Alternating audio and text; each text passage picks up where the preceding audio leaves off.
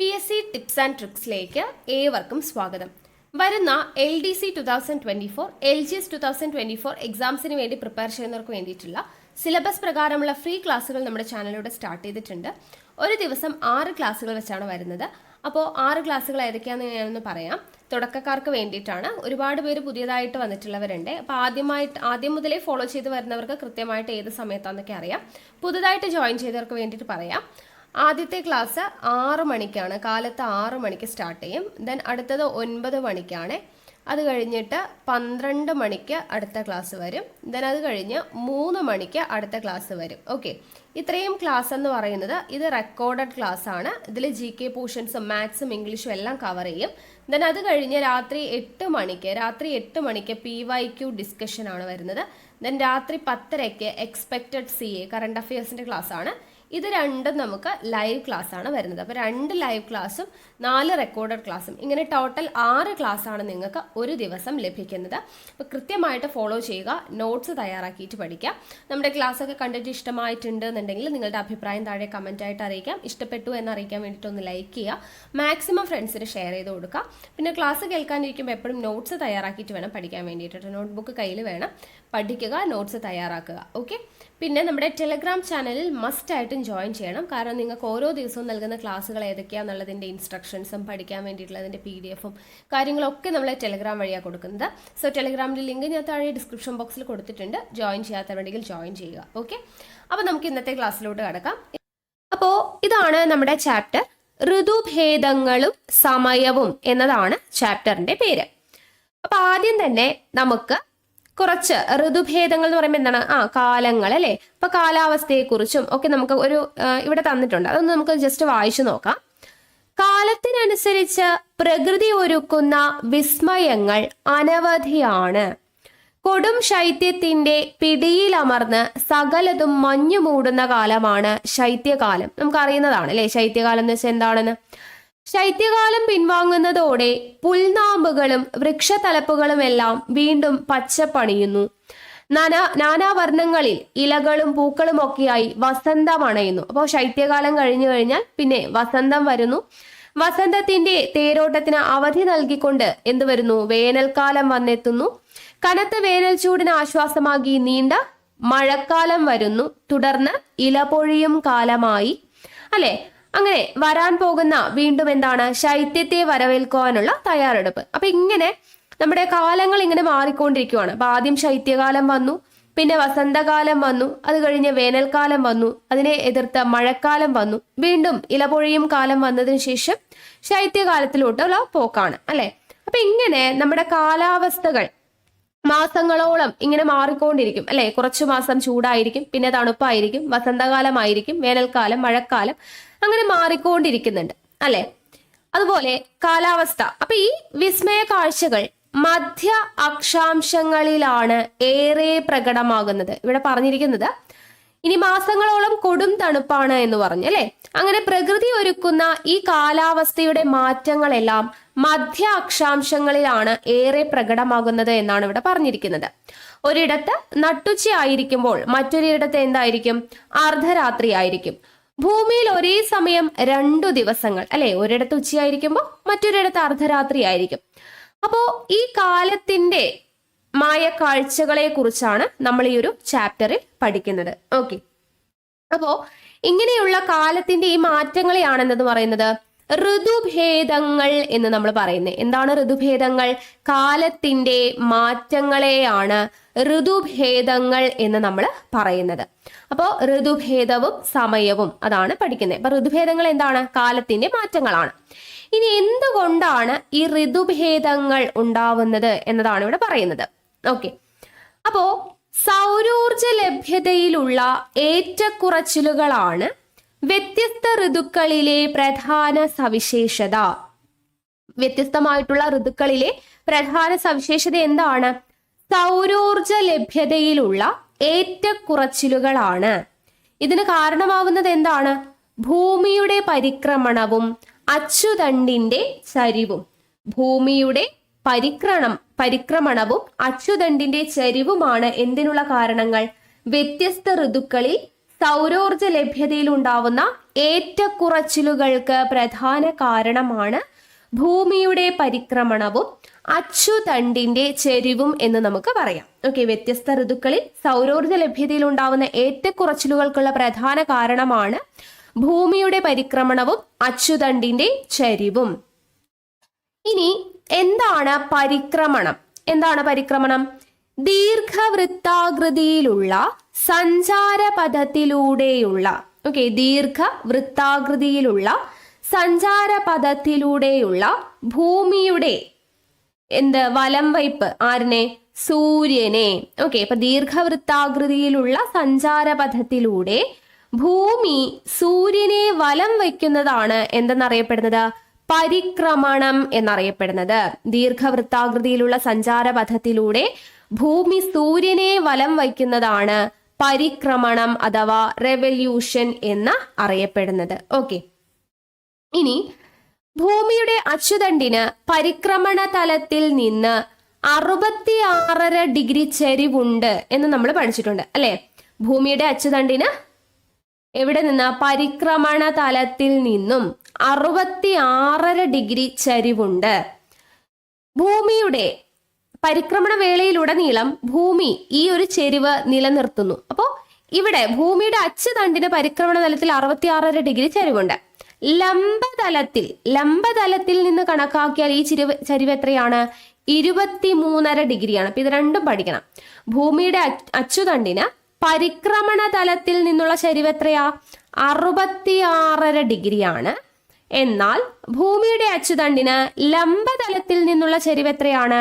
23.5 ഡിഗ്രിയാണ്. 23.5 ഡിഗ്രിയാണ്. ഇവിടെ ചിത്രം കാണുന്നുണ്ടല്ലോ, കണ്ടോ?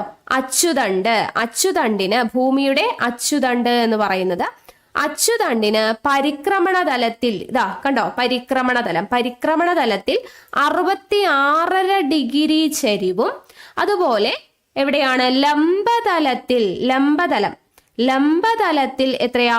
23.5 ഡിഗ്രി ചരിവുമാണ് ഉള്ളത്. ഓക്കെ ആണല്ലോ. ഇനി നോക്കൂ, സൂര്യനും ഭൂമിയും അടുത്തും അകന്നും എന്ന് പറഞ്ഞു കൊടുത്തിട്ടുണ്ട്. നോക്കുക, ഇത് ഇമ്പോർട്ടന്റ് ആണ്. സൂര്യനും ഭൂമിയും അടുത്തും അകന്നും എന്താണിത്? ഒരു പരിക്രമണ കാലയളവിൽ ഭൂമിക്ക് സൂര്യനിൽ നിന്നുള്ള അകലത്തിൽ നിരന്തരം മാറ്റമുണ്ടായിക്കൊണ്ടിരിക്കും. ഒരു പരിക്രമണ കാലയളവിൽ ഭൂമിക്ക് എന്തുണ്ടായിരിക്കും? സൂര്യനിൽ നിന്നുള്ള അകലത്തിൽ നിരന്തരം മാറ്റം ഉണ്ടായിക്കൊണ്ടിരിക്കും. ഭൂമി സൂര്യനോട് ഏറ്റവും അടുത്ത് വരുന്ന ദിനവും ഏറ്റവും അകന്നു പോകുന്ന ദിനവുമാണ് ചിത്രത്തിൽ കാണിക്കുന്നത്. ഓക്കെ, ഭൂമി സൂര്യനോട് ഏറ്റവും അടുത്ത് വരുന്നതും ഏറ്റവും അകന്നു പോകുന്നതുമാണ് കാണിച്ചിരിക്കുന്നത്. ഈ ദിവസങ്ങളെ യഥാക്രമം സൂര്യ സമീപ ദിനം എന്നും സൂര്യ വിദൂര ദിനം എന്നും വിളിക്കുന്നു. നമ്മൾ കഴിഞ്ഞ ദിവസം +1 ജിയോഗ്രഫി ക്ലാസ്സിൽ പഠിച്ചില്ലേ? ആ ഒരു കാര്യമാണ് ഇവിടെ പറയുന്നത്. കണ്ടോ? പെരിഹെലിയോൺ അതുപോലെ അഫെലിയോൺ എന്ന് പറഞ്ഞിട്ട് നമ്മൾ പഠിച്ചതാണ് അല്ലെ? സൂര്യ സമീപ ദിനവും സൂര്യ വിദൂര ദിനവും. എന്താണിത്? ഭൂമി സൂര്യനോട് ഏറ്റവും അടുത്ത് വരുന്ന ദിനം സൂര്യ സമീപ ദിനം എന്നറിയപ്പെടുന്നു. ഭൂമി സൂര്യനോട് ഏറ്റവും അകന്ന് വരുന്ന ദിനം എന്താണ്? സൂര്യ വിദൂര ദിനം. ഓക്കെ, സൂര്യനോട് അടുത്ത് വരുമ്പോൾ സൂര്യ സമീപ ദിനം, സൂര്യനോട് അകന്ന് നിൽക്കുമ്പോൾ സൂര്യ വിദൂര ദിനം ആണ് എന്നത് ഓർത്തിരിക്കാം. ഇനി ഈ സൂര്യ സമീപകം എന്ന് പറയുന്നത് എപ്പോഴാണ്? ജനുവരി 3-നാണ്. നമ്മൾ കഴിഞ്ഞ ദിവസം പഠിച്ചായിരുന്നില്ലേ? ഓക്കെ, ഓർമ്മയുണ്ടല്ലോ. അപ്പൊ ജനുവരി 3-നാണ് സൂര്യ സമീപകം, അതായത് ഭൂമി സൂര്യനോട് ഏറ്റവും അടുത്ത് വരുന്നത് ജനുവരി 3-നും ഭൂമി സൂര്യനോട് ഏറ്റവും അകന്ന് നിൽക്കുന്നത് എപ്പോഴാ? ജൂലൈ 4-നുമാണ്. രണ്ടും ഓർമ്മയുണ്ടല്ലോ. അപ്പൊ രണ്ടും ജനുവരിയും ജൂൺ, ജയിലാണ് സ്റ്റാർട്ട് ചെയ്യുന്നത്. ഏറ്റവും അടുത്ത് വരുന്നത് ജനുവരി 3-ന്, ഏറ്റവും അകന്ന് നിൽക്കുന്നത് ജൂലൈ 4-നാണ്. അപ്പോൾ ഏറ്റവും അടുത്ത് വരുന്നതിനെ സൂര്യ സമീപകം എന്ന് പറയും. സൂര്യനോട് അകന്ന് നിൽക്കുന്നതിനെ സൂര്യോച്ഛം എന്നാണ് പറയുന്നത്. എന്താണ് പറയുന്നത്? സൂര്യോച്ഛം. ഇവിടെ കാണുന്നുണ്ടല്ലോ, സൂര്യോച്ഛം എന്നാണ് പറയുന്നത്. അത് എത്ര കിലോമീറ്റർ അകലെയാണ് എന്നുള്ളതും കൂടെ കൊടുത്തിട്ടുണ്ട്. അതും കൂടെ നോക്കിയിരിക്കാം.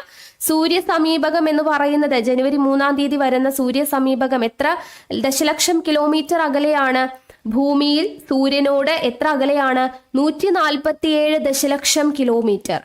ഇനി അതുപോലെ സൂര്യോച്ഛം എന്ന് പറയുന്നത് 152 ദശലക്ഷം കിലോമീറ്റർ ആണ്. ഭൂമി സൂര്യനോട് അടുത്ത് നിൽക്കുന്നത് സൂര്യസമീപകം 147 ദശലക്ഷം കിലോമീറ്റർ അടുത്ത്. ഇനി ഏറ്റവും അകലെ വരുന്നത് ജൂലൈ 4-നാണ്, 152 ദശലക്ഷം കിലോമീറ്റർ. പറയുന്ന പേരെന്താ? സൂര്യോച്ഛം എന്നാണ് പറയുന്നത്. അപ്പൊ ഈ രണ്ടും ഇമ്പോർട്ടന്റ് ആണ്, സൂര്യസമീപകവും സൂര്യോച്ഛവും ഇമ്പോർട്ടന്റ് ആണ്. ഇനി അടുത്തത് നോക്കുക. ഇവിടെ ഡിസംബർ 22, സെപ്റ്റംബർ 23, ജൂൺ 21, മാർച്ച് 21 ഇങ്ങനെ നമുക്ക് കൊടുത്തിട്ടുണ്ട് അല്ലെ. അപ്പോൾ എന്താണ് ഇവിടെ കൊടുത്തിരിക്കുന്നത് നമുക്ക് നോക്കാം. ആദ്യം ഇവിടെ നോക്കാം. അച്ചുതണ്ടിന്റെ ചരിവ് പരിക്രമണ വേളയിലുടനീളം ഒരുപോലെ നിലനിർത്തുന്നതിനാൽ സൂര്യന്റെ ആപേക്ഷിക സ്ഥാനം ഉത്തരായന രേഖയ്ക്കും ദക്ഷിണായന രേഖയ്ക്കും ഇടയിൽ മാറിക്കൊണ്ടിരിക്കുന്നു. ഇതിനെയാണ് സൂര്യന്റെ അയനം എന്ന് വിളിക്കുന്നത്. Apparent movement of the sun എന്ന് പറഞ്ഞാൽ എന്താണ്? സൂര്യന്റെ അയനം എന്ന് പറഞ്ഞാൽ എന്താണ്? അച്ചുതണ്ടിന്റെ ചരിവ് പരിക്രമണ വേളയിലുടനീളം ഒരുപോലെ നിലനിർത്തുന്നതിനാൽ സൂര്യന്റെ ആപേക്ഷിക സ്ഥാനം എവിടെയാണ്? ഉത്തരായന രേഖയ്ക്കും അതായത് 23.5 ഡിഗ്രി വടക്കും ദക്ഷിണായന രേഖയ്ക്കും അതായത് 23.5 ഡിഗ്രി തെക്കിനും ഇടയിൽ മാറിക്കൊണ്ടിരിക്കുന്നതിനെയാണ് സൂര്യന്റെ അയനം എന്ന് പറയുന്നത്. ഇത് ഇമ്പോർട്ടന്റ് ആണ് കേട്ടോ. അപ്പൊ സൂര്യന്റെ ആപേക്ഷിക സ്ഥാനം 23.5 ഡിഗ്രി വടക്ക് ഉത്തരായന രേഖയ്ക്കും 23.5 ഡിഗ്രി തെക്ക് ദക്ഷിണായന രേഖയ്ക്കും ഇടയിൽ മാറിക്കൊണ്ടിരിക്കുന്ന പ്രതിഭാസമാണ് എന്ത്? സൂര്യന്റെ അയനം അഥവാ apparent movement of the sun എന്ന് നമ്മൾ പറയുന്നത്. ഇനി നമ്മൾ പറഞ്ഞു ഈ ഭൂമിയിൽ ഋതുഭേദങ്ങൾ ഉണ്ടാവുന്നു എന്ന് പറഞ്ഞു അല്ലെ. കാലത്തിന്റെ മാറ്റമാണ് ഋതുഭേദം. അപ്പൊ ഭൂമിയിൽ ഈ ഋതുഭേദങ്ങൾ ഉണ്ടാവുന്നതിന് കാരണം എന്താണ് എന്ന് ചോദിച്ചാൽ സൂര്യന്റെ അയനമാണ്. സൂര്യന്റെ അയനമാണ് ഭൂമിയിൽ ഋതുഭേദങ്ങൾക്ക് കാരണമാവുന്നത്. ഭൂമിയിൽ ഋതുഭേദങ്ങൾക്ക് കാരണമാവുന്നത് എന്താണ്? സൂര്യന്റെ അയനമാണ്. ഇനി വർഷത്തിന്റെ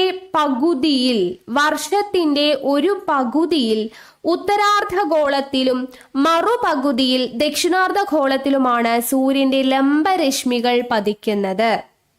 ഓക്കെ, വർഷത്തിന്റെ ഒരു പകുതിയിൽ ഉത്തരാർദ്ധഗോളത്തിലും മറുപകുതിയിൽ ദക്ഷിണാർദ്ധഗോളത്തിലുമാണ് സൂര്യന്റെ ലംബരശ്മികൾ പതിക്കുന്നത്. ഇങ്ങനെ സൂര്യരശ്മികൾ ലംബമായി പതിക്കുന്ന ഇടങ്ങളിൽ ചൂട് എങ്ങനെയായിരിക്കും? പൊതുവെ കൂടുതലായിരിക്കും. ഓക്കെ, സൂര്യരശ്മികൾ ലംബമായി പതിക്കുന്നിടത്ത് പൊതുവെ എങ്ങനെയായിരിക്കും? ചൂട് കൂടുതലായിരിക്കും. ചെരിഞ്ഞു പതിക്കുന്ന ഇടങ്ങളിൽ എങ്ങനെയായിരിക്കും? ചൂട് കുറവായിരിക്കും. ഇതെല്ലാം നമ്മൾ +1 ടെക്സ്റ്റ് ബുക്കിൽ പഠിച്ചതാണല്ലോ. ഓക്കെ, അപ്പൊ അത് പഠിച്ചു കഴിഞ്ഞതിന് ശേഷം ഇത് വായിക്കുമ്പോൾ നമുക്ക് കുറെ കാര്യങ്ങളൊക്കെ എളുപ്പമായിട്ട് തോന്നും. അപ്പൊ സൂര്യരശ്മികൾ ലംബമായി പതിക്കുന്നിടത്ത് ചൂട് പൊതുവെ കൂടുതലും ചരിഞ്ഞു പതിക്കുന്ന ഇടങ്ങളിൽ ചൂട് എങ്ങനെയായിരിക്കും? കുറവുമായിരിക്കും. ഓക്കെ, ഇത്രയും കാര്യങ്ങൾ കിട്ടിയോ? ഇനി അടുത്തത് സൂര്യന്റെ അയനവും ഋതുക്കളും എന്ന് പറഞ്ഞു കൊടുത്തിട്ടുണ്ട് അല്ലെ. അപ്പൊ നോക്കുക, സൂര്യന്റെ അയനം മൂലം വസന്തകാലം, ഗ്രീഷ്മകാലം, ഹേമന്തകാലം, ശൈത്യകാലം എന്നിങ്ങനെ വ്യത്യസ്ത ഋതുക്കൾ ചാക്രികമായി ആവർത്തിക്കുന്നു. അപ്പൊ നമ്മൾ പറഞ്ഞില്ലേ ഭൂമിയിലെ ഋതുഭേദങ്ങൾക്ക് കാരണം എന്താണ്?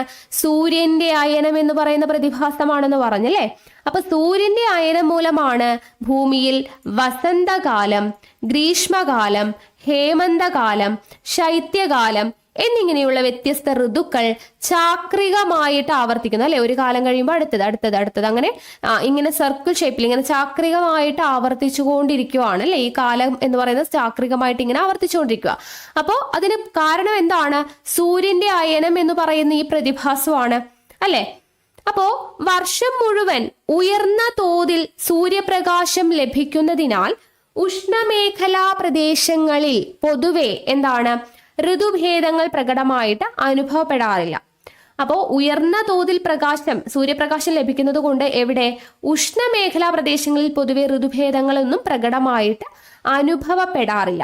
എന്നാൽ മിതോഷ്ണ മേഖല പ്രദേശങ്ങൾ അഥവാ മധ്യ അക്ഷാംശ മേഖലയിലാണ് എല്ലാ ഋതുക്കളുടെയും സവിശേഷതകൾ വ്യക്തമായി അനുഭവപ്പെടുന്നത്. അപ്പോൾ ഉഷ്ണമേഖലാ പ്രദേശങ്ങളിൽ ഋതുഭേദങ്ങൾ കാര്യമായിട്ട് ഉണ്ടാവുന്നില്ല. എന്തുകൊണ്ടാണ് ഉണ്ടാവാത്തത്? സൂര്യപ്രകാശം ഉയർന്ന തോതിൽ ലഭിക്കുന്നത് കൊണ്ടാണ്. എന്നാൽ മിതോഷ്ണ മേഖലാ പ്രദേശങ്ങളിൽ എന്താണ്, അല്ലെങ്കിൽ മധ്യ അക്ഷാംശ മേഖലയിൽ എല്ലാ ഋതുക്കളുടെയും സവിശേഷതകൾ നമുക്ക് വ്യക്തമായിട്ട് അനുഭവപ്പെടാറുണ്ട്.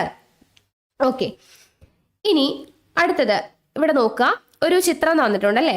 ഉത്തരധ്രുവം, ദക്ഷിണ ധ്രുവം. ഇവിടെ സൂര്യരശ്മി എങ്ങനെയാണ് പതിക്കുന്നതെന്ന് കൊടുത്തിട്ടുണ്ട്. ഉത്തരായന രേഖ, ഭൂമധ്യരേഖ, ദക്ഷിണായന രേഖ, അന്റാർട്ടിക് വൃത്തം എന്ന് പറഞ്ഞിട്ട് ഇങ്ങനെ തന്നിട്ടുണ്ട്. ഇവിടെ നോക്കുക, സൂര്യൻ ഭൂമധ്യരേഖയ്ക്ക് നേർമുകളിലായിരിക്കുമ്പോൾ ഉത്തരാർദ്ധഗോളത്തിലും ദക്ഷിണാർദ്ധഗോളത്തിലും തുല്യ അളവിൽ സൂര്യപ്രകാശം ലഭിക്കുന്നു. ഇമ്പോർട്ടൻ്റ് ആണ് കേട്ടോ, ഈ പറയുന്ന എല്ലാ പോയിന്റും ഇമ്പോർട്ടൻ്റ് ആണ്. എന്താണ് പറയുന്നത്?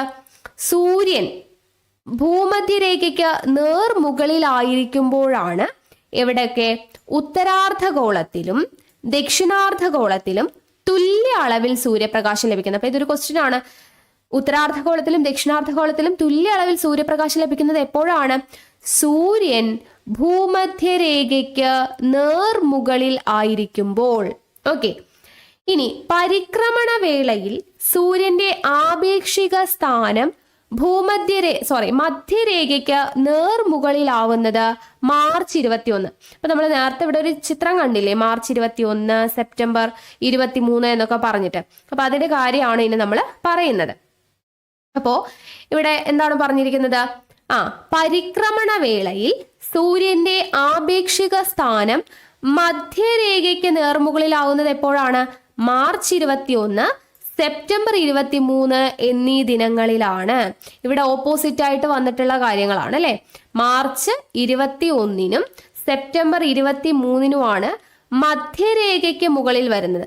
ഓക്കെ, മധ്യരേഖയ്ക്ക് മുകളിലായിട്ട് വരുന്നത്. പരിക്രമണ വേളയിൽ സൂര്യന്റെ ആപേക്ഷിക സ്ഥാനം മധ്യരേഖയ്ക്ക് നേർമുകളിലാകുന്നത് എപ്പോഴൊക്കെയാ? മാർച്ച് 21 സെപ്റ്റംബർ 23 എന്നീ ദിനങ്ങളിലുമാണ്. അതുകൊണ്ട് തന്നെ ഈ 2 ദിനങ്ങളിൽ 2 അർദ്ധഗോളങ്ങളിലും രാത്രിയുടെയും പകലിന്റെയും ദൈർഘ്യം തുല്യമായിരിക്കും. അപ്പൊ രാത്രിയുടെയും പകലിന്റെയും ദൈർഘ്യം തുല്യമായി വരുന്ന ദിനങ്ങൾ ഏതൊക്കെയാണ് എന്ന് ചോദിച്ചു കഴിഞ്ഞാൽ ഏതാണ്? മാർച്ച് 21 സെപ്റ്റംബർ 23 ഈ ദിനങ്ങളെയാണ് നമ്മൾ സമരാത്ര ദിനങ്ങൾ അഥവാ വിഷുവങ്ങൾ എന്ന് വിളിക്കുന്നത്. നമ്മൾ കഴിഞ്ഞ ദിവസം പഠിച്ചു അല്ലേ, വിഷുവങ്ങളിൽ ഓരോ ഡിഗ്രി എങ്ങനെയാണ്, ഓരോ ആംഗിൾ എങ്ങനെയാണ് വരുന്നത്, ഓരോ അക്ഷാംശ രേഖയിലും എത്ര ആംഗിൾ ആണ് വരുന്നത് എന്നൊക്കെ പഠിച്ചില്ലേ. വിഷുവങ്ങൾ എന്ന് പറഞ്ഞാൽ എന്താണ്? അതായത് ഇവിടെ മധ്യരേഖയ്ക്ക് നേർമുകളിലായിട്ട് സൂര്യന്റെ ആപേക്ഷിക സ്ഥാനം വരുന്നത് മാർച്ച് 21 സെപ്റ്റംബർ 23 എന്നീ ദിവസങ്ങളിലാണ്. അപ്പൊ അതുകൊണ്ട് തന്നെ അവിടെ രാത്രിയും പകലും അതിന്റെ രണ്ടിന്റെയും ദൈർഘ്യം ആ ദിവസങ്ങളിൽ തുല്യമായിരിക്കും. അങ്ങനെ രാത്രിയും പകലും തുല്യമായിട്ട് ദൈർഘ്യം വരുന്ന ദിനങ്ങളെയാണ് നമ്മൾ സമരാത്ര ദിനങ്ങൾ അഥവാ വിഷുവങ്ങൾ എന്ന് നമ്മൾ വിളിക്കുന്നത്, ഇക്വിനോക്സസ് എന്ന് നമ്മൾ വിളിക്കുന്നത്. കിട്ടിയോ? ഇനി മാർച്ച് 21 മുതൽ മധ്യരേഖയിൽ നിന്നും വടക്കോട്ട് അയനം ചെയ്ത് ജൂൺ 21 സൂര്യൻ ഉത്തരായന രേഖയ്ക്ക് നേർമുകളിൽ എത്തുന്നു. അപ്പൊ സൂര്യൻ ഉത്തരായന രേഖയ്ക്ക് നേർമുകളിൽ എത്തുന്നത് എപ്പോഴാണ്? മാർച്ച് 21 സ്റ്റാർട്ട് ചെയ്യുന്നു. മാർച്ച് 21 മുതൽ മധ്യരേഖയിൽ നിന്നും വടക്കോട്ട് അയനം ചെയ്തിട്ട് ജൂൺ 21 സൂര്യൻ ഉത്തരായന രേഖയ്ക്ക് നേർമുകളിൽ എത്തുന്നത്. ഈ ദിനത്തെ ഉത്തരാർദ്ധഗോളത്തിൽ ഗ്രീഷ്മ അയനാന്ത ദിനം എന്ന് വിളിക്കുന്നു. ഉത്തരാർദ്ധഗോളത്തിൽ എന്ത് വിളിക്കുന്നു? ഗ്രീഷ്മ അയനാന്ത ദിനം എന്നാണ് വിളിക്കുന്നത്. ഏത് ദിവസത്തെ? ജൂൺ 21. ജൂൺ 21 പ്രത്യേകത എന്താണ്? സൂര്യൻ ഉത്തരായന രേഖയ്ക്ക് നേർമുകളിലെത്തുന്ന ദിനമാണ്. അതുകൊണ്ടാണ് അതിനെ ഉത്തരാർദ്ധഗോളത്തിൽ ഗ്രീഷ്മ അയനാന്ത ദിനം എന്ന് വിളിക്കുന്നത്. ഓക്കെ, ഇനി ഉത്തരാർദ്ധഗോളത്തിൽ ഏറ്റവും ദൈർഘ്യമുള്ള പകലും ഏറ്റവും ഹ്രസ്വമായ രാത്രിയും അനുഭവപ്പെടുന്നതും ഈ ദിനത്തിലാണ്. ഉത്തരാർദ്ധഗോളത്തിൽ ഏറ്റവും ദൈർഘ്യമുള്ള പകലും ഏറ്റവും ഹ്രസ്വമായ രാത്രിയും, അതായത് ദൈർഘ്യം കുറഞ്ഞ രാത്രിയും അനുഭവപ്പെടുന്ന ദിവസം ഏതാണെന്ന് ചോദിച്ചാൽ ഏതാണ്? ജൂൺ 21. അപ്പൊ ഈ 3 ഡേറ്റും ഇമ്പോർട്ടൻ്റ് ആണ്. അപ്പോൾ തുല്യമായിട്ടുള്ള രാത്രിയുടെയും പകലിന്റെയും ദൈർഘ്യം തുല്യമായി വരുന്നത് മാർച്ച് 21 സെപ്റ്റംബർ 23 എന്നാൽ ദൈർഘ്യമുള്ള പകലും ഹ്രസ്വമായ രാത്രിയും വരുന്നത് ജൂൺ 21-നാണ്. ആ ദിവസത്തെ എന്തെന്ന് പറയുന്നു? ഗ്രീഷ്മ അയനാന്ത ദിനം എന്ന് പറയുന്നു. ഇനി മാർച്ച് 21 മുതൽ ജൂൺ 21 വരെ ഉത്തരാർദ്ധഗോളത്തിൽ പൊതുവെ എങ്ങനെയായിരിക്കും? വസന്തകാലമായിരിക്കും. മാർച്ച് 21 മുതൽ ജൂൺ 21 വരെ വസന്തകാലമായിരിക്കും, സ്പ്രിംഗ് സീസൺ ആയിരിക്കും. ശൈത്യകാലത്തിൽ നിന്നും വേനൽക്കാലത്തിലേക്കുള്ള മാറ്റത്തിന്റെ കാലമാണിത്, അല്ലെ? ശൈത്യകാലത്തിൽ നിന്നും വേനൽക്കാലത്തിലേക്ക് വരുന്നതിന്റെ ഇടയ്ക്കുള്ള കാലമാണ് എന്ത്? ഈ വസന്തകാലം എന്ന് പറയുന്നത്. ചെടികൾ തളിർക്കുന്നതും പുഷ്പിക്കുന്നതും മാവ് പൂക്കുന്നതും പ്ലാവുകളിൽ ചക്കയുണ്ടാവുന്നതും എല്ലാം നമുക്കറിയാം ഈ വസന്തകാലത്തിലാണ്, അല്ലെ? അപ്പൊ മാർച്ച് 21 മുതൽ ജൂൺ 21 വരെയാണ് ഉത്തരാർദ്ധഗോളത്തിൽ വസന്തകാലം. അതും ഇമ്പോർട്ടന്റ് ആണ് കേട്ടോ. ഉത്തരാർദ്ധഗോളത്തിൽ വസന്തകാലം അനുഭവപ്പെടുന്നത് എപ്പോൾ മുതൽ എപ്പോൾ വരെയാണ്? മാർച്ച് 21 മുതൽ ജൂൺ 21 വരെയാണ്. ആ സമയത്താണ് ചെടികൾ തളിർക്കുന്നത്, പുഷ്പിക്കുന്നത്, മാവ് പൂക്കുന്നത്, പ്ലാവിൽ ചക്കയുണ്ടാവുന്നത്. അതെല്ലാം നമുക്ക് അറിയാം. ഇത് വസന്തകാലത്തിന്റെ സവിശേഷതയാണ്, അല്ലെ? അപ്പൊ ഉത്തരാർദ്ധഗോളത്തിൽ വസന്തകാലമായിരിക്കുമ്പോൾ ദക്ഷിണാർദ്ധഗോളത്തിൽ ഏത് കാലമായിരിക്കും എന്ന പട്ടിക 1 നോക്കിയിട്ട് മനസ്സിലാക്കുക എന്നാണ് പറയുന്നത്. അപ്പൊ എവിടെയാണ് പട്ടിക 1 എന്ന് പറയുന്നത്? നമ്മൾ നേരത്തെ കണ്ടല്ലോ, ഇവിടെ കിടക്കുന്നതാണ് പട്ടിക 1 എന്ന് പറയുന്നത്. കണ്ടോ? അപ്പോൾ ഇവിടെയാണ് നമ്മൾ നേരത്തെ പറഞ്ഞത്. ഇവിടെ പകലാണെങ്കിൽ അവിടെ രാത്രിയാണ്, അല്ലെ? രണ്ടിലും വ്യത്യസ്തമായിട്ടായിരിക്കും ഉണ്ടായിരിക്കുക. അപ്പോൾ ഇവിടെ എങ്ങനെയാണോ അതിന്റെ നേരെ ഓപ്പോസിറ്റ് ആയിരിക്കും ആ ദക്ഷിണാർദ്ധഗോളത്തിൽ ഉണ്ടായിരിക്കുക എന്നതാണ് പറയുന്നത്, അല്ലെ? അപ്പോൾ ഇവിടെ എന്താണ്? ശൈത്യകാലമാണെങ്കിൽ അവിടെ ഉഷ്ണകാലമായിരിക്കും. അപ്പൊ അങ്ങനെ ഓപ്പോസിറ്റ് ആണ് ഉണ്ടായിരിക്കുക. ഇനി ജൂൺ 21 മുതൽ ഉത്തരായന രേഖയിൽ നിന്നും തെക്കോട്ട് അയനം ആരംഭിക്കുന്ന സൂര്യൻ സെപ്റ്റംബർ 23 വീണ്ടും ഭൂമധ്യരേഖയ്ക്ക് നേർമുകളിൽ എത്തുന്നു. ഈ കാലയളവിലാണ് ഉത്തരാർദ്ധഗോളത്തിൽ എന്ത്? വേനൽക്കാലം. അപ്പോ ഉത്തരാർദ്ധഗോളത്തിൽ വേനൽക്കാലം, വസന്തകാലം എപ്പോഴാണ്? മാർച്ച് 21 മുതൽ ജൂൺ 21 വരെയാണെന്ന് പറഞ്ഞു, അല്ലെ? മാർച്ച് 21 മുതൽ ജൂൺ 21 വരെയാണ് വസന്തകാലം. ഈ ജൂൺ 21 മുതൽ എന്ത് സംഭവിക്കുന്നു? ഉത്തരായന രേഖയിൽ നിന്നും തെക്കോട്ട് അയനം ആരംഭിക്കുന്ന സൂര്യൻ സെപ്റ്റംബർ 23 വീണ്ടും ഭൂമധ്യരേഖയ്ക്ക് നേർമുകളിലെത്തുന്നു. ഈ കാലയളവിലാണ് ഉത്തരാർദ്ധഗോളത്തിൽ എന്ത് അനുഭവപ്പെടുന്നത്? വേനൽക്കാലം അനുഭവപ്പെടുന്നത്. അപ്പോൾ മാർച്ച് 21 സ്റ്റാർട്ട് ചെയ്തിട്ട് ജൂൺ 21 ഉത്തരാർദ്ധഗോളത്തിന് മുകളിൽ, അല്ലെ, എത്തുമ്പോഴാണ് എന്താ വസന്തകാലം അനുഭവപ്പെടുന്നതെന്ന് പറഞ്ഞു. എന്നാൽ ആ ജൂൺ 21 മുതൽ ഉത്തരായന രേഖയിൽ നിന്നും തെക്കോട്ട് അയനം സംഭവിച്ച് സെപ്റ്റംബർ 23 ഭൂമധ്യരേഖയ്ക്ക് നേർമുകളിൽ എത്തുമ്പോഴാണ് ഉത്തരാർദ്ധഗോളത്തിൽ എന്ത് അനുഭവപ്പെടുന്നത്? വേനൽക്കാലം അനുഭവപ്പെടുന്നത്. ഓക്കെ. ഇനി സെപ്റ്റംബർ 23 മുതൽ മധ്യരേഖയിൽ നിന്നും തെക്കോട്ടയനം തുടരുന്ന സൂര്യൻ ഡിസംബർ 22 ദക്ഷിണായന രേഖയ്ക്ക് നേർമുകളിൽ എത്തുന്നു. ഈ ദിനത്തെയാണ് ഉത്തരാർദ്ധഗോളത്തിൽ ശൈത്യ അയനാന്ത ദിനം എന്ന് പറയുന്നത്. ശൈത്യ അയനാന്ത ദിനം. അപ്പോൾ നമ്മൾ നേരത്തെ കണ്ട ആ ഒരു പിക്ചർ അനുസരിച്ച് മാർച്ച് 21 സ്റ്റാർട്ട് ചെയ്തിട്ട്, അല്ലെ, ജൂൺ 21 അപ്പോഴാണ് അവിടെ എന്ത്? വസന്തകാലം അനുഭവപ്പെടുന്നത്. അതിന് ഗ്രീഷ്മ അയനാന്ത ദിനം എന്നൊരു പേര് പഠിച്ചു, അല്ലെ? അപ്പൊ ഇവിടെ നോക്കൂ, ഇതാണ് മാർച്ച് 21 നിന്നാണ് സ്റ്റാർട്ട് ചെയ്യുന്നത്. ഇവിടെ നിന്നും ജൂൺ 21 എത്തി. അപ്പൊ ഇവിടെ എന്താണ്? വസന്തകാലം അനുഭവപ്പെടുന്നത്. ഈ ഒരു കാലഘട്ടത്തിലാണ് വസന്തകാലം അനുഭവപ്പെടുന്നത്, അല്ലെ? വസന്തകാലം. അപ്പൊ ഈ ജൂൺ 21 എന്ന് പറയുന്നതാണ് എന്ത്? ഗ്രീഷ്മ അയനാന്ത ദിനം. എന്താണ്? ഗ്രീഷ്മ അയനാന്ത ദിനം എന്നാണ് ഈ ജൂൺ 21 അറിയപ്പെടുന്നത്. ഇനി ഈ ജൂൺ 21 നിന്നും പിന്നീട് എങ്ങോട്ടെത്തി? സെപ്റ്റംബർ 23 അല്ലെ?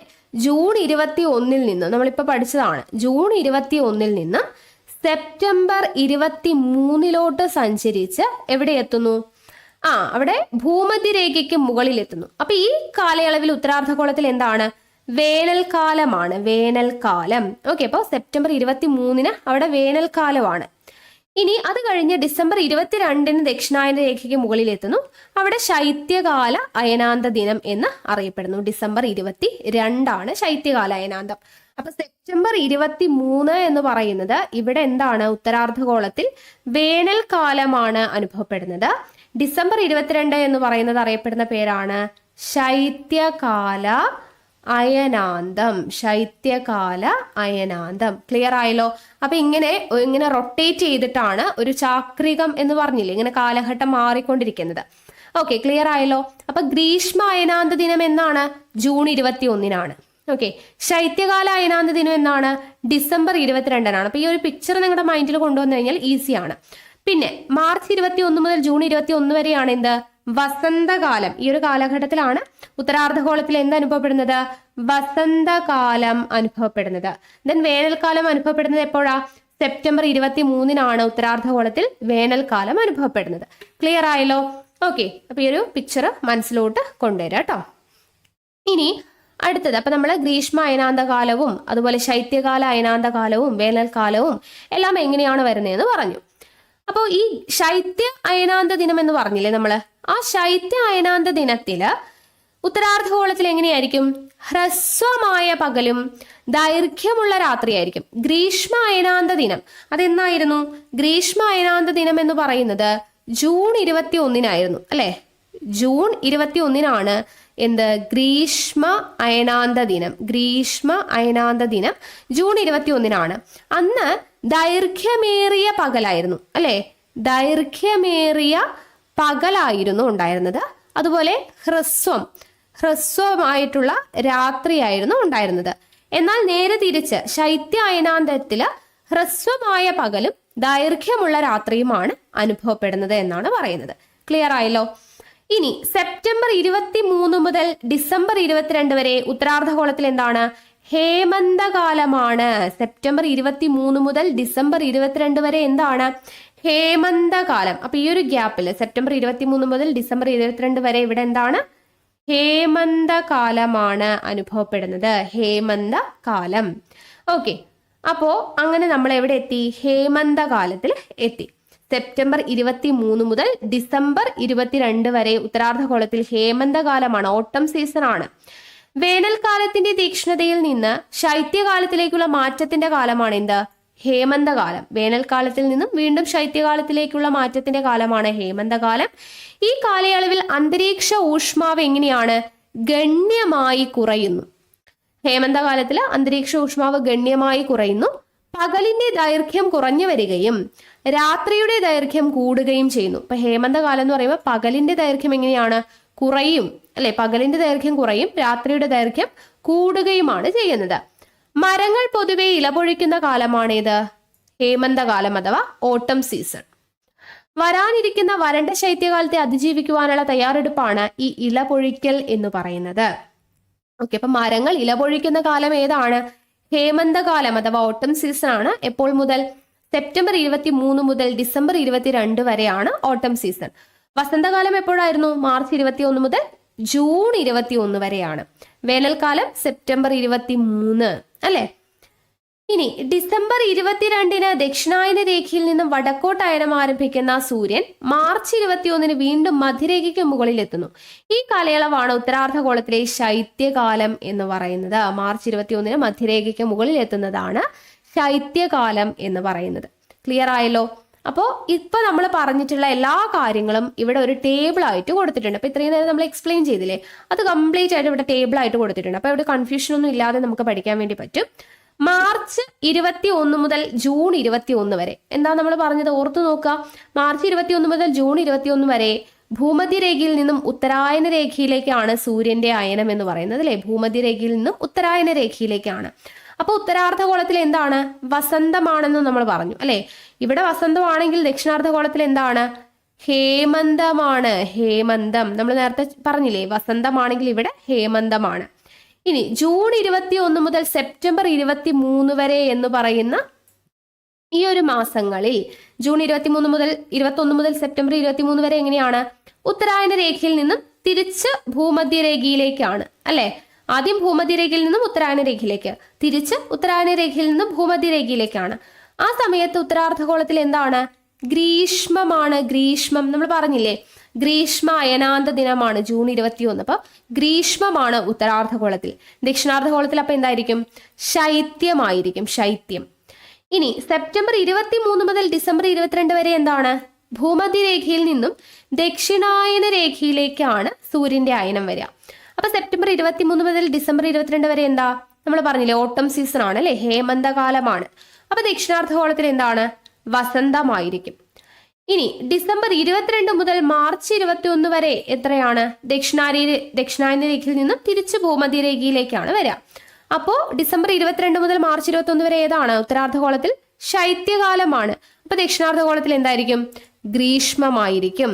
അപ്പൊ ഇത് ജസ്റ്റ് ഓർക്കുക, ഗ്രീഷ്മമാണെങ്കിൽ ഇവിടെ ശൈത്യം, ഇവിടെ ശൈത്യമാണെങ്കിൽ അവിടെ ഗ്രീഷ്മം, ഇവിടെ ഹേമന്തമാണെങ്കിൽ അവിടെ വസന്തം, അവിടെ വസന്തമാണെങ്കിൽ ഇവിടെ ഹേമന്തം.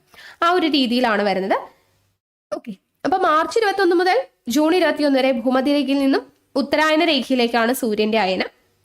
അത് ഓർത്തിരിക്കാം. അപ്പൊ തിരിച്ചെങ്ങനെയായിരിക്കും, ജൂൺ 21 മുതൽ സെപ്റ്റംബർ 23 വരെ തിരിച്ചായിരിക്കും ഉത്തരായന രേഖയിൽ നിന്നും ഭൂമധ്യരേഖയിലേക്ക്. പിന്നെ സെപ്റ്റംബർ 23 മുതൽ ഡിസംബർ 22 വരെ ഭൂമധ്യരേഖയിൽ നിന്നും ദക്ഷിണായന രേഖയിലേക്കായിരിക്കും, തിരിച്ചായിരിക്കും ഡിസംബർ 22 മുതൽ മാർച്ച് 21 വരെ ദക്ഷിണായന രേഖയിൽ നിന്നും ഭൂമധ്യരേഖയിലേക്ക്. ക്ലിയർ ആയല്ലോ? അപ്പൊ ഈ ഒരു കോളം ഇമ്പോർട്ടന്റ് ആണ്, പഠിച്ചു വെച്ചേക്കണം. ഇനി ഇന്ത്യയിലെ പരമ്പരാഗത ഋതുക്കൾ എന്ന് പറഞ്ഞിട്ട് കൊടുത്തിട്ടുണ്ട്. ഓക്കെ, നോക്കുക. പൊതുവെ ഋതുക്കളെ 4ആയി തിരിച്ചിട്ടുണ്ടെങ്കിലും ഇന്ത്യയിൽ അന്തരീക്ഷ സ്ഥിതിയിലെ മാറ്റങ്ങളെ അടിസ്ഥാനമാക്കിയിട്ട് 6 വ്യത്യസ്ത ഋതുക്കളുണ്ട്. ഇന്ത്യയിലെ കാര്യമാണ് പറയുന്നത്. പൊതുവെ 6 എണ്ണം ഉണ്ട്. അപ്പൊ ഏതൊക്കെയാണ്? വസന്തകാലം, മാർച്ച് ടു ഏപ്രിൽ മാസങ്ങളിലാണ് വസന്തകാലം. പിന്നെ ഗ്രീഷ്മകാലം മെയ് മുതൽ ജൂൺ വരെയാണ്. വർഷകാലം ജൂലൈ മുതൽ ഓഗസ്റ്റ് വരെ. ശരത്കാലം സെപ്റ്റംബർ ടു ഒക്ടോബർ. ഇത് ചോദിച്ചിട്ടുണ്ട് കേട്ടോ, ശരത്കാലം ഏതൊക്കെ മാസങ്ങളിലാണെന്നുള്ളത്. അപ്പൊ ഹേമന്തകാലം നവംബർ ടു ഡിസംബർ. ശിശിരകാലം ജനുവരി ടു ഫെബ്രുവരി. അപ്പൊ ഇതും ഇമ്പോർട്ടന്റ് ആണ് കേട്ടോ, ഇമ്പോർട്ടന്റ് ആയിട്ടുള്ള ഒരു കാര്യമാണ്.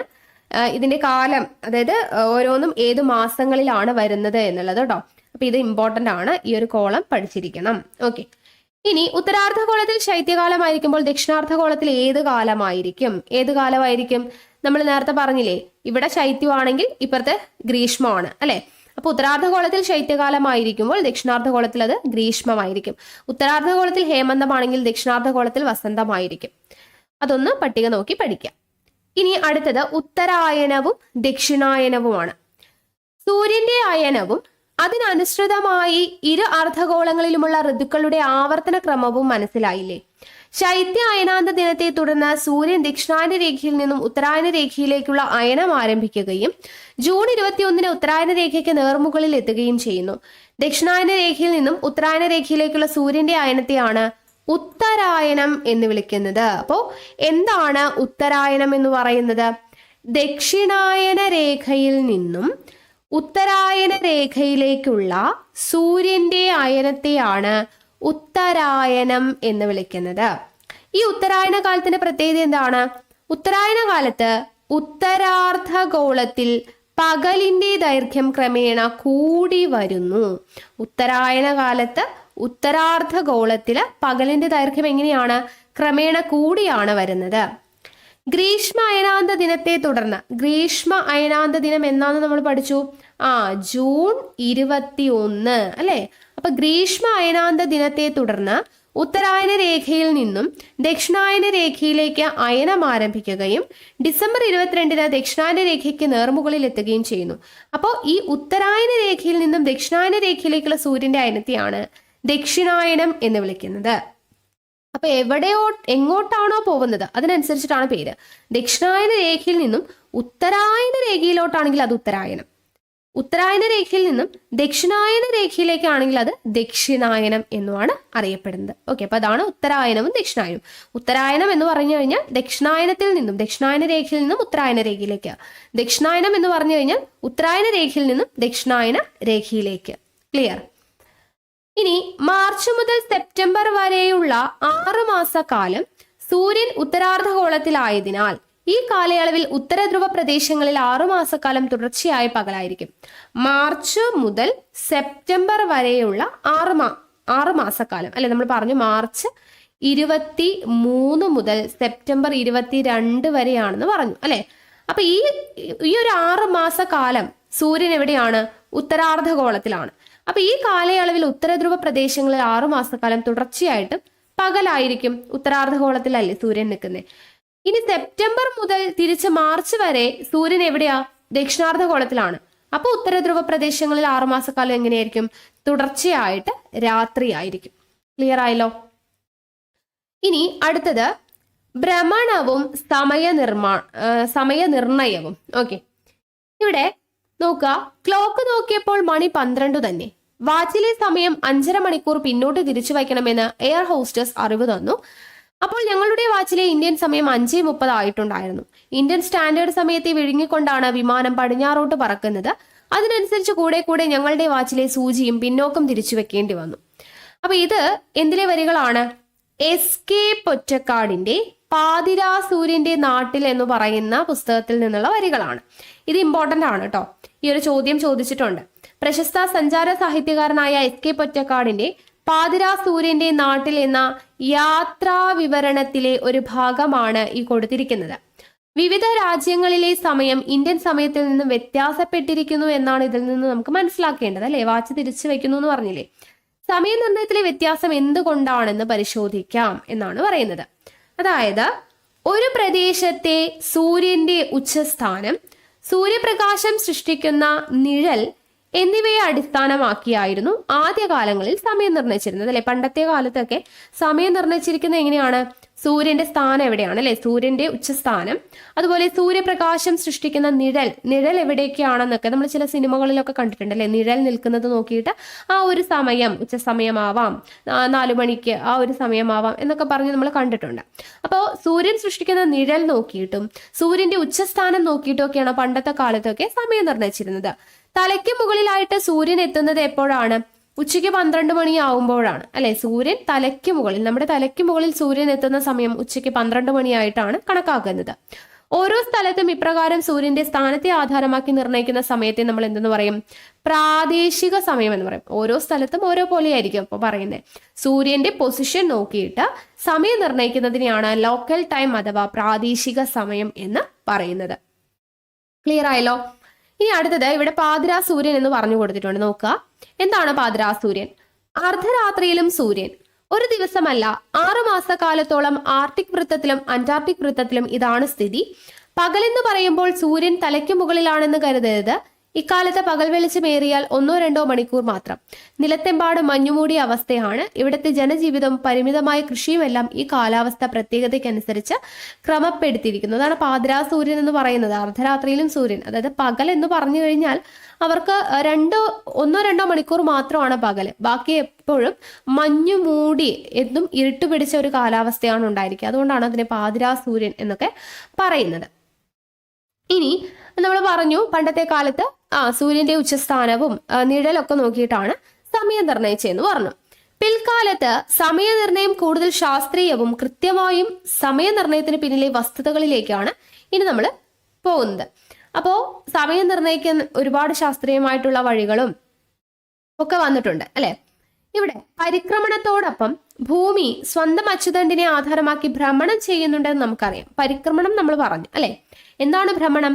ഭൂമി സ്വന്തം അച്ചുതണ്ടിനെ ആധാരമാക്കിയിട്ട് വലം വയ്ക്കുന്നുണ്ട്. അതിനെയാണ് ഭ്രമണം എന്ന് പറയുന്നത്. ഭ്രമണ ഫലമായിട്ടാണ് എന്തുണ്ടാവുന്നത്? രാത്രിയും പകലും ഉണ്ടാവുന്നത്. രാത്രിയും പകലും ഉണ്ടാവുന്നത് ഭ്രമണത്തെ ആധാരമാക്കിയിട്ടാണ്. സൂര്യന്റെ ഭ്രമണത്തെ ആധാരമാക്കിയിട്ടാണ് എന്തുണ്ടാവുന്നത്? രാത്രിയും പകലും ഉണ്ടാവുന്നത് എന്ന് നമ്മൾ പഠിച്ചിട്ടുണ്ട്. ഇനി നോക്കുക, ഭൂമി ഭ്രമണം ചെയ്യുന്നത് പടിഞ്ഞാറു നിന്ന് കിഴക്കോട്ടാണ്. നമുക്കിവിടെ ചിത്രം നോക്കിക്കഴിഞ്ഞാൽ നമുക്കറിയാൻ വേണ്ടി പറ്റും. ഭൂമി ഭ്രമണം ചെയ്യുന്നത് പടിഞ്ഞാറു നിന്ന് കിഴക്കോട്ടാണ്. ഈ ചിത്രം കാണുന്നുണ്ടോ? പടിഞ്ഞാറു നിന്ന് കിഴക്കോട്ടാണ്. ഒരു ഭ്രമണം പൂർത്തിയാക്കാൻ 24 മണിക്കൂർ എടുക്കുന്നു. ഒരു ഭ്രമണം പൂർത്തിയാക്കാൻ എത്ര മണിക്കൂർ വേണം? 24 മണിക്കൂർ വേണം. ഭ്രമണം പടിഞ്ഞാറ് നിന്ന് കിഴക്കോട്ടായതിനാൽ സൂര്യോദയം എങ്ങനെയാണ്? കിഴക്ക് നിന്നായിരിക്കും, അല്ലെ? ഭ്രമണം പടിഞ്ഞാറ് നിന്നും കിഴക്കോട്ടാണ്. അപ്പൊ സൂര്യൻ എവിടെയാണ് ഉദിക്കുന്നത്? കിഴക്കാണ്, നമുക്കറിയുന്നതാ. ഇനി ഭൂമിയുടെ കോണളവ് 360 ഡിഗ്രി ആണല്ലോ, അല്ലെ? ഭൂമിയുടെ കോണളവ് 360 ഡിഗ്രി ആണല്ലോ. ഓരോ ഡിഗ്രി കോണളവിലും ഒരു രേഖാംശം വീതം വരച്ചാൽ 360 രേഖാംശ രേഖകൾ ലഭിക്കും, അല്ലെ? ടോട്ടലായിട്ട് ഭൂമിയുടെ കോണളവ് എന്ന് പറയുന്നത് 360 ഡിഗ്രി ആണ്. ഓരോ ഡിഗ്രി എടുത്തു കഴിഞ്ഞാൽ അപ്പൊ എത്ര ഡിഗ്രി ഉണ്ട്? 360 ഡിഗ്രി ഉണ്ട്. അതിൽ ഓരോ ഡിഗ്രിയിലും ഓരോ രേഖാംശം വീതം ഇങ്ങനെ വരച്ചു കഴിഞ്ഞാൽ മൊത്തം എത്ര രേഖാംശ രേഖകൾ കിട്ടും? 360 രേഖാംശ രേഖകൾ കിട്ടും. അപ്പൊ 360 ഡിഗ്രി തിരിയാൻ ഭൂമിക്ക് വേണ്ടത് എത്രയാണ്? 24 മണിക്കൂറാണ് അല്ലെ. 360 ഡിഗ്രി തിരിയാൻ വേണ്ടത് 24 മണിക്കൂറാണ്. അങ്ങനെയാണെങ്കിൽ 24 മണിക്കൂറിനെ മിനിറ്റിലേക്ക് മാറ്റിയാൽ എത്ര കിട്ടും? 24 ഇൻറ്റു മിനിറ്റിലോട്ട് മാറ്റാൻ 60 കൊണ്ട് ഗുണിക്കുമ്പോൾ 1440 മിനിറ്റ് എന്ന് നമുക്ക് കിട്ടും. അതായത് 360 ഡിഗ്രി തിരിയാൻ വേണ്ട സമയം 1440 മിനിറ്റ് ആണ്. അങ്ങനെയാണെങ്കിൽ 1 ഡിഗ്രി രേഖാംശ പ്രദേശം തിരിയാൻ വേണ്ടിയിട്ട് ആവശ്യമായത് എത്രയാണ്? ടോട്ടലായിട്ട് 1440 മിനിറ്റ് ആണ്. അതിൽ 360 ഡിഗ്രിയാണ് മൊത്തം അല്ലേ. അപ്പോൾ 1 ഡിഗ്രി കാണാൻ 1440 ഡിവൈഡ് ബൈ 360 ചെയ്യുമ്പോൾ നമുക്ക് 4 മിനിറ്റ് എന്ന് കിട്ടും. അപ്പോൾ 1 ഡിഗ്രി രേഖാംശ പ്രദേശം തിരിയാൻ ഭൂമിക്ക് വേണ്ട സമയം എത്രയാ? 4 മിനിറ്റ് ആണ്. 4 മിനിറ്റ്. അങ്ങനെയാണെങ്കിൽ 15 ഡിഗ്രി രേഖാംശ പ്രദേശം തിരിയുമ്പോൾ 1 മണിക്കൂർ സമയ വ്യത്യാസം ഉണ്ടാവുന്നു. എത്രയാ? 15 ഡിഗ്രി രേഖാംശം. 1 ഡിഗ്രി ആവുമ്പോൾ 4 മിനിറ്റ്. അപ്പൊ 15 ഡിഗ്രി ആവുമ്പോൾ 15 × 4 എത്രയാണ്? 60 മിനിറ്റ്. അതായത് 1 മണിക്കൂർ എന്ന് നമുക്ക് പറയാം. 15 ഡിഗ്രി രേഖാംശ പ്രദേശം തിരിയുമ്പോൾ 1 മണിക്കൂർ സമയ വ്യത്യാസം ഉണ്ടാവുന്നു. അതായത് 1 മണിക്കൂറിൽ ഭൂമിയുടെ 15 ഡിഗ്രി രേഖാംശ രേഖ പ്രദേശമാണ് സൂര്യന് മുന്നിലൂടെ കടന്നു പോകുന്നത് എന്ന് നമുക്ക് പറയാം. അപ്പൊ ഭൂമിയുടെ ഭ്രമണം പടിഞ്ഞാറ് നിന്ന് കിഴക്കോട്ടായതുകൊണ്ട് സമയക്കൂടുതൽ രേഖപ്പെടുത്തുന്നത് കിഴക്കോട്ടും സമയക്കുറവ് രേഖപ്പെടുത്തുന്നത് എങ്ങോട്ടാണ്? പടിഞ്ഞാറോട്ടാണ്. ഭൂമിയുടെ ഭ്രമണം എങ്ങോട്ടാണ്? പടിഞ്ഞാറ് നിന്നും കിഴക്കോട്ടാണ് അല്ലെ. പടിഞ്ഞാറ് നിന്നും കിഴക്കോട്ടാണ്. അപ്പോൾ സമയക്കുറവ് രേഖപ്പെടുത്തുന്നത് എവിടെയായിരിക്കും? പടിഞ്ഞാറോട്ടായിരിക്കും സമയക്കുറവ്. സമയം കൂടുതൽ രേഖപ്പെടുത്തുന്നത് കിഴക്കോട്ടും ആയിരിക്കും. ഒരു നിശ്ചിത രേഖാംശത്തിൽ നിന്ന് കിഴക്കോട്ട് ഓരോ ഡിഗ്രി രേഖാംശത്തിനും സമയം 4 മിനിറ്റ് കൂടിയും പടിഞ്ഞാറോട്ട് ഇത് 4 മിനിറ്റ് കുറഞ്ഞുമിരിക്കും. എന്താണ് ഈ 4 മിനിറ്റ്? 15 ഡിഗ്രി രേഖാംശം അല്ലെ, നമ്മൾ നേരത്തെ കണക്കൂട്ടി കിട്ടിയില്ലേ? 4 മിനിറ്റ് ആണ് വരുന്നത്. 1 ഡിഗ്രിക്ക് എത്ര വരുന്നു? 4 മിനിറ്റ്. 1 ഡിഗ്രി രേഖാംശം തിരിയാൻ ഭൂമിക്ക് വേണ്ട സമയമാണ് 4 മിനിറ്റ് എന്ന് പറയുന്നത്. അങ്ങനെ നമ്മൾ ഒരു നിശ്ചിത രേഖാംശത്തിൽ നിന്നും കിഴക്കോട്ട് ഓരോ ഡിഗ്രി രേഖാംശത്തിനും 4 മിനിറ്റ്. കിഴക്കോട്ടാവുമ്പോൾ ഭൂമി കിഴക്കോട്ടാണ് അല്ലെ തിരിയുന്നത്. അപ്പോൾ കിഴക്കോട്ടാവുമ്പോൾ എന്താണ്? അവിടെ 4 മിനിറ്റ് കൂടും. പടിഞ്ഞാറോട്ടാവുമ്പോൾ ഇത് 4 മിനിറ്റ് കുറയുവാണ് ചെയ്യുന്നത്. ഓക്കെ, അത് ഓർത്തിരിക്കുക. ഇനി അടുത്തത് ഗ്രീനിച്ച് സമയവും സമയമേഖലയും. GMT, ഗ്രീനിച്ച് സമയവും സമയമേഖല, ടൈം സോണും. 0 ഡിഗ്രി രേഖാംശ രേഖ ഗ്രീനിച്ച് രേഖ എന്നറിയപ്പെടുന്നു. 0 ഡിഗ്രി രേഖാംശ രേഖയാണ് എന്തെന്നറിയപ്പെടുന്നത്? ഗ്രീനിച്ച് രേഖ എന്നറിയപ്പെടുന്നത്. ഇംഗ്ലണ്ടിലെ റോയൽ ബ്രിട്ടീഷ് വാനനിരീക്ഷണശാല സ്ഥിതി ചെയ്യുന്ന ഗ്രീനിച്ച് എന്ന സ്ഥലത്തു കൂടി കടന്നു പോകുന്നത് കൊണ്ടാണ് ഈ രേഖയ്ക്ക് എന്ത് പേര് വന്നത്? ഗ്രീനിച്ച് രേഖ എന്ന് പേര് നൽകിയത്. ബ്രിട്ടീഷ് വാനനിരീക്ഷണശാല സ്ഥിതി ചെയ്യുന്ന ഗ്രീനിച്ച് എന്ന് പറയുന്ന സ്ഥലത്തുകൂടെ ഈ ഒരു ലൈൻ പോകുന്നത് കൊണ്ടാണ് അത് ഗ്രീനിച്ച് രേഖ എന്നറിയപ്പെട്ടത്. ഗ്രീനിച്ച് രേഖയെ അടിസ്ഥാനമാക്കിയാണ് ലോകത്ത് എവിടെയുമുള്ള സമയം നിർണ്ണയിക്കുന്നത്. അപ്പോൾ ലോകത്ത് എവിടെയുമുള്ള സമയം നിർണ്ണയിക്കപ്പെടുന്നത് ഏത് രേഖയെ നോക്കിയാണ്? ഗ്രീനിച്ച് രേഖയെ നോക്കിയിട്ടാണ്. എന്നതിനാൽ ഈ രേഖ എന്തറിയപ്പെടുന്നു? പ്രൈം മെറിഡിയൻ എന്നറിയപ്പെടുന്നു. ഗ്രീനിച്ച് രേഖ അറിയപ്പെടുന്ന മറ്റൊരു പേരാണ് പ്രൈം മെറിഡിയൻ. എന്തുകൊണ്ടാണ്? ലോകത്ത് എവിടെയുമുള്ള സമയം നിർണ്ണയിക്കുന്നത് ഈ രേഖ നോക്കിയിട്ടാണ്, ഗ്രീനിച്ച് രേഖ. സോ പ്രൈം മെറിഡിയൻ എന്നറിയപ്പെടുന്നത് ഗ്രീനിച്ച് രേഖയാണ്. ഗ്രീനിച്ച് രേഖയിലെ പ്രാദേശിക സമയത്തെയാണ് ഗ്രീനിച്ച് സമയം എന്ന് പറയുക. ഗ്രീനിച്ച് രേഖയിലെ പ്രാദേശിക സമയത്തെയാണ് ഗ്രീനിച്ച് സമയം എന്ന് പറയുന്നത്. ഗ്രീനിച്ച് രേഖയെ അടിസ്ഥാനമാക്കി 1 മണിക്കൂർ വീതം സമയവ്യത്യാസമുള്ള 24 മേഖലകളായി ലോകത്തെ തിരിച്ചിരിക്കുന്നു. ഇതാണ് എന്ത്? സമയമേഖലകൾ എന്നറിയപ്പെടുന്നത്. അപ്പോൾ ഗ്രീനിച്ച് രേഖയെ അടിസ്ഥാനമാക്കിയിട്ടാണ് 1 മണിക്കൂർ വീതം സമയവ്യത്യാസമുള്ള 24 മേഖലകളായിട്ട് തിരിച്ചിരിക്കുന്നത്. ഇതിനെയാണ് സമയമേഖലകൾ എന്ന് നമ്മൾ പറയുന്നത്. അടുത്തത് സ്റ്റാൻഡേർഡ് സമയം. ഓരോ രേഖാംശത്തിലെയും പ്രാദേശിക സമയത്തിൽ വ്യത്യാസമുണ്ടായിരിക്കും അല്ലെ. ഓരോ രേഖാംശത്തിലെയും പ്രാദേശിക സമയത്തിൽ വ്യത്യാസമുണ്ടായിരിക്കും. വിവിധ രേഖാംശങ്ങളിൽ ഉൾപ്പെട്ട പ്രദേശങ്ങൾ അതാതിടങ്ങളിലെ പ്രാദേശിക സമയം പരിഗണിച്ചാൽ അത് പല അവസരങ്ങളിലും ആശയക്കുഴപ്പം സൃഷ്ടിക്കും. ഈ പ്രതിസന്ധി മറികടക്കാൻ രാജ്യങ്ങളുടെ കേന്ദ്രഭാഗത്തുകൂടി കടന്നു പോകുന്ന രേഖാംശത്തിലെ പ്രാദേശിക സമയത്തെ രാജ്യത്തെ മുഴുവൻ പൊതുസമയമായാണ് സാധാരണ കണക്കാക്കുന്നത്. എന്നാൽ രേഖാംശ വ്യാപ്തി കൂടിയ രാജ്യങ്ങളിൽ ഒന്നിലേറെ രേഖാംശങ്ങളെ മാനക രേഖാംശമായി പരിഗണിച്ച ഒന്നിലധികം മാനക സമയങ്ങൾ നിർണയിച്ചിട്ടുണ്ട്. ലോകത്തിലെ ഓരോ രാജ്യവും ഇത്തരത്തിൽ ഏറെക്കുറെ മധ്യത്തിലൂടെ കടന്നുപോകുന്ന രേഖാംശ രേഖയെ മാനക രേഖാംശമായിട്ട് പരിഗണിക്കുന്നു. മാനക രേഖാംശത്തിലെ പ്രാദേശിക സമയമാണ് ആ രാജ്യത്തിന്റെ മാനക സമയം എന്ന് അറിയപ്പെടുന്നത്. അപ്പോ എന്താണ് മാനക സമയം എന്ന് പറയുന്നത്? രാജ്യങ്ങളുടെ കേന്ദ്രഭാഗത്തുകൂടെ കടന്നു പോകുന്ന രേഖാംശത്തിലെ പ്രാദേശിക സമയത്തെ ആ രാജ്യത്തിന്റെ സമയമായിട്ടാണ് എന്താണ് സാധാരണ കണക്കാക്കുന്നതെന്ന് പറഞ്ഞു അല്ലെ. രാജ്യങ്ങളുടെ എന്താണ് പറഞ്ഞത്? രാജ്യങ്ങളുടെ കേന്ദ്രഭാഗത്തുകൂടി കടന്നു പോകുന്ന രേഖാംശത്തിലെ പ്രാദേശിക സമയത്തെ രാജ്യത്തെ മുഴുവൻ സമയമായിട്ടാണ് കണക്കാക്കുന്നത് എന്ന് പറഞ്ഞു അല്ലെ. അപ്പോ ഇവിടെ എന്നാൽ രേഖാംശ വ്യാപ്തി കൂടിയ രാജ്യങ്ങളിലാണെങ്കിലോ ഒന്നിലേറെ രേഖാംശങ്ങളെ മാനക രേഖാംശമായി പരിഗണിച്ച് ഒന്നിലധികം മാനക സമയങ്ങൾ നിർണയിച്ചിട്ടുണ്ട്. അപ്പൊ ലോകത്തിലെ ഏതൊരു രാജ്യവും അല്ലെങ്കിൽ ഓരോ രാജ്യവും ഇത്തരത്തിൽ ഏറെക്കുറെ മധ്യത്തിലൂടെ കടന്നു പോകുന്ന രേഖാംശ രേഖയെയാണ് മാനക രേഖാംശമായിട്ട് കണക്കാക്കുന്നത്. ഓക്കെ, മധ്യത്തിലൂടെ കടന്നു പോകുന്ന രേഖാംശ രേഖയാണ് മാനക രേഖാംശമായിട്ട് കണക്ക് കൂട്ടുന്നത്. ഈ മാനക രേഖാംശത്തിലെ പ്രാദേശിക സമയമാണ് എന്ത്? ആ രാജ്യത്തിന്റെ മാനക സമയം എന്ന് പറയുന്നത്. ആ രാജ്യത്തിന്റെ മാനക സമയം എന്ന് പറയുന്നത്. ക്ലിയർ ആയല്ലോ? അപ്പൊ മാനക സമയം എന്താണ് എന്നുള്ളത് ഓർത്തിരിക്കുക. മധ്യത്തിലൂടെ കടന്നു പോകുന്ന രേഖാംശ രേഖയാണ് മാനക രേഖാംശം. മാനക രേഖാംശത്തിലെ പ്രാദേശിക സമയമാണ് എന്ത്? മാനക സമയം എന്ന് പറയുന്നത്. ക്ലിയർ ആയല്ലോ? ഇനി അടുത്തത് ഇന്ത്യൻ സ്റ്റാൻഡേർഡ് സമയം. ഇന്ത്യൻ സ്റ്റാൻഡേർഡ് സമയം നമുക്കറിയാം. ഇന്ത്യയുടെ രേഖാംശീയ വ്യാപ്തി എന്ന് പറയുന്നത് എത്രയാണ്? ഇന്ത്യയുടെ രേഖാംശീയ വ്യാപ്തി എന്ന് പറയുന്നത് പൂർവ്വരേഖാംശം 68 ഡിഗ്രി മുതൽ 97 ഡിഗ്രി വരെയാണ് ഇന്ത്യയുടെ രേഖാംശീയ വ്യാപ്തി. ചോദിക്കാറുണ്ട് ഇന്ത്യയുടെ രേഖാംശീയ വ്യാപ്തി എത്രയാ? പൂർവ്വരേഖാംശം 68 ഡിഗ്രി മുതൽ 97 ഡിഗ്രി വരെയാണ്. ഇനി ഇന്ത്യയുടെ മാനക രേഖാംശമായിട്ട് കണക്കാക്കുന്നത് എത്രയാ? 82.5 ഡിഗ്രി പൂർവ്വരേഖാംശത്തെയാണ്. അപ്പൊ ഇതെല്ലാം ഇമ്പോർട്ടൻ്റ് ആണ്, ചോദിക്കുന്നതാണ് കേട്ടോ. ഇമ്പോർട്ടൻ്റ് ആണ്, നോട്ട് ചെയ്ത് വെച്ചേക്കാം. എന്താണ് പറഞ്ഞത്? ഇന്ത്യയുടെ രേഖാംശീയ വ്യാപ്തി എന്ന് പറയുന്നത് പൂർവ്വരേഖാംശം 68 ഡിഗ്രി മുതൽ 97 ഡിഗ്രി വരെയാണ്. മാനക രേഖാംശം എന്ന് പറയുന്നത് 82.5 ഡിഗ്രി പൂർവ്വരേഖാംശത്തെയാണ് മാനക രേഖാംശമായിട്ട്, ഇന്ത്യയുടെ മാനക രേഖാംശമായിട്ട് കണക്കാക്കുന്നത്. ഇനി ഇന്ത്യയുടെ പൊതുവായ സമയമായി അംഗീകരിച്ചിരിക്കുന്നത് എന്താണ്?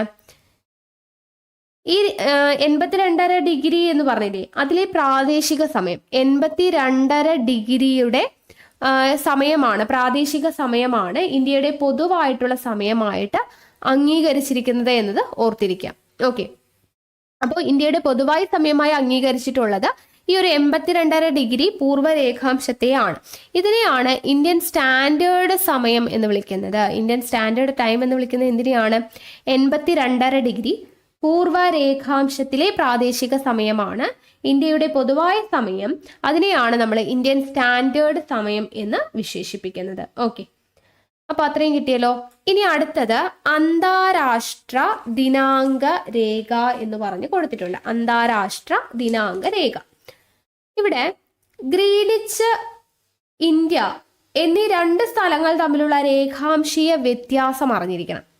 ഓക്കെ, ഗ്രീനിച്ച്, ഇന്ത്യ എന്നീ 2 സ്ഥലങ്ങൾ തമ്മിലുള്ള രേഖാംശീയ വ്യത്യാസം എത്രയാണ്? 82.5 ഡിഗ്രിയാണ്. 82.5 ഡിഗ്രി 82.5 ഡിഗ്രി 30 മിനിറ്റ് ആണ് ഗ്രീനിച്ച്, ഇന്ത്യ എന്നീ 2 സ്ഥലങ്ങൾ തമ്മിലുള്ള രേഖാംശീയ വ്യത്യാസം. അതും അറിഞ്ഞിരിക്കുക. ഇനി 15 ഡിഗ്രി രേഖാംശത്തിന് സമയവ്യത്യാസം 1 മണിക്കൂർ ആണെങ്കിൽ 82.5 ഡിഗ്രി രേഖാംശത്തിലെ സമയവ്യത്യാസം എന്ന് പറയുന്നത് അതും ഇമ്പോർട്ടൻ്റ് ആണ്, അതൊന്ന് അറിഞ്ഞിരിക്കണം. അതായത് 15 ഡിഗ്രി രേഖാംശത്തിന് സമയവ്യത്യാസം 1 മണിക്കൂറാണെന്ന് നമ്മൾ പറഞ്ഞു അല്ലെ. 15 ഡിഗ്രി രേഖാംശത്തിന് ഒരു ദിവസമാണ് സമയവ്യത്യാസം, 1 മണിക്കൂറാണ് സമയവ്യത്യാസം.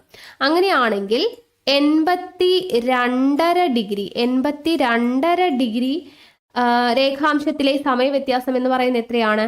82.5 ഡിഗ്രി 30 മിനിറ്റ് ഡിവൈഡഡ് ബൈ 15 ചെയ്യുമ്പോൾ നമുക്ക് കിട്ടും എത്ര? 5.5 മണിക്കൂർ എന്ന് നമുക്ക് കിട്ടും.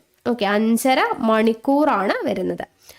അപ്പൊ ആ ഒരു കാര്യം അറിഞ്ഞിരിക്കണം. 5.5 മണിക്കൂറാണ് വ്യത്യാസം വരിക. 15 ഡിഗ്രി രേഖാംശത്തിന് സമയ വ്യത്യാസം 1 മണിക്കൂറാണ്. സോ 82.5 ഡിഗ്രി രേഖാംശത്തിലെ സമയ വ്യത്യാസം എത്രയാണ്? 5.5 മണിക്കൂറാണ് വരുന്നത്. അപ്പൊ ആ 5.5 മണിക്കൂർ സമയ വ്യത്യാസം കൂടെ നിങ്ങൾ ഒന്ന് നോട്ട് ചെയ്ത് വെച്ചേക്കണം കേട്ടോ. ഇനി അടുത്തത് അന്താരാഷ്ട്ര ദിനാങ്ക രേഖ എന്ന് നമ്മൾ പറഞ്ഞില്ലേ, അന്താരാഷ്ട്ര ദിനാങ്ക രേഖ. ഒരു രാജ്യത്തിലൂടെ 180 ഡിഗ്രി രേഖാംശ രേഖ കടന്നു പോവുകയാണെങ്കിൽ ഈ രേഖയ്ക്ക് കിഴക്കും പടിഞ്ഞാറും എങ്ങനെയായിരിക്കും? വ്യത്യസ്ത ദിനങ്ങളായിരിക്കും. അതൊന്ന് ഓർത്തേക്കണേ. അതായത് ഒരു രാജ്യത്തിലൂടെ 180 ഡിഗ്രി രേഖാംശ രേഖ കടന്നു പോവുകയാണെങ്കിൽ ഈ രേഖയ്ക്ക് കിഴക്കും പടിഞ്ഞാറും വ്യത്യസ്ത ദിനങ്ങളായിരിക്കും എന്നത് ഓർത്തിരിക്കാം. അപ്പൊ ഈ ഒരു ബുദ്ധിമുട്ട് ഒഴിവാക്കുന്നതിനായിട്ട് കരഭാഗങ്ങളിൽ കൂടി കടന്നു പോകാത്ത വിധം ഈ രേഖയിൽ ചില ക്രമീകരണങ്ങൾ വരുത്തിയിട്ടുണ്ട്. ഈ ഒരു ബുദ്ധിമുട്ട് ഒഴിവാക്കാൻ വേണ്ടിയിട്ട് ചില ക്രമീകരണങ്ങൾ വരുത്തിയിട്ടുണ്ട്. പസഫിക് സമുദ്രത്തിലെ ബറിംഗ് കടലിടുക്ക് അതിലൂടെ കടന്നു പോകും വിധവും ജനവാസമുള്ള ചില ദ്വീപുകളെ ഒഴിവാക്കിയുമാണ് ഈ രേഖ ക്രമീകരിച്ചിരിക്കുന്നത് എന്നത് നോക്കുക, മനസ്സിലാക്കുക. ഓക്കെ, അപ്പോൾ ഒരു രാജ്യത്തിലൂടെ 180 ഡിഗ്രി രേഖാംശ രേഖ കടന്നു പോവുകയാണെങ്കിൽ കിഴക്കും പടിഞ്ഞാറും എങ്ങനെയാണ്? വ്യത്യസ്ത ദിനങ്ങളായിരിക്കും. അപ്പോൾ ഈ ഒരു ബുദ്ധിമുട്ട് ഒഴിവാക്കുന്നതിന് വേണ്ടിയിട്ടാണ് കരഭാഗങ്ങളിൽ കൂടി കടന്നു പോകത്തക്ക വിധം എന്ത് ചെയ്യുന്നത്? ചില ക്രമീകരണങ്ങൾ വരുത്തിയിരിക്കുന്നത്. എന്തൊക്കെയാണ് ക്രമീകരണങ്ങൾ വരുത്തിയത്? പസഫിക് സമുദ്രത്തിലെ ബെറിംഗ് കടലിടുക്കിലൂടെ കടന്നു പോകും വിധവും ജനവാസമുള്ള ചില ദ്വീപുകളെ ഒഴിവാക്കിയുമായിട്ടാണ് ഈ രേഖ ക്രമീകരിച്ചിരിക്കുന്നത്. ഈ രേഖ മുറിച്ചു കടന്ന് പടിഞ്ഞാറോട്ട് പോകുന്ന സഞ്ചാരികൾ കലണ്ടറിൽ ഒരു ദിവസം കൂട്ടിയും കിഴക്കോട്ട് പോകുന്നവർ ഒരു ദിവസം കുറച്ചും സമയം കാണിക്കും. കിഴക്കോട്ട് പോകുന്നവർ ഒരു ദിവസം കുറയ്ക്കും. ഓക്കെ, പടിഞ്ഞാറോട്ട് പോകുന്നവർ ഒരു ദിവസം കൂട്ടും. ഇങ്ങനെ കണക്കാക്കുന്ന ആ ഒരു സമയം കണക്കാക്കുന്ന സാങ്കല്പിക രേഖ, ഇതിനാണ് ഈ സാങ്കല്പിക രേഖയാണ് അന്താരാഷ്ട്ര ദിനാങ്ക രേഖ എന്ന് പറയുന്നത്. ഓക്കെ, അപ്പൊ ഈ ഒരു രേഖ മുറിച്ചു കടന്ന പടിഞ്ഞാറോട്ട് പോകുന്ന സഞ്ചാരികൾ ഏത് രേഖയാണ്? പസഫിക് സമുദ്രത്തിലെ ബെറിംഗ് കടലിടുക്കിലൂടെ കടന്നു പോകും വിധം ജനവാസമുള്ള ചില ദ്വീപുകളെ ഒഴിവാക്കിയുമായിട്ട് ഒരു രേഖ നിർണയിച്ചിട്ടുണ്ടെന്ന് പറഞ്ഞു അല്ലെ, വ്യത്യസ്ത ദിനങ്ങളായിരിക്കുന്നത് കൊണ്ട്. അപ്പൊ അങ്ങനെ ആ ഒരു രേഖയെ മുറിച്ചു കടന്നുകൊണ്ട് പടിഞ്ഞാറോട്ട് പോകുന്ന സഞ്ചാരികൾ എന്ത് ചെയ്യും?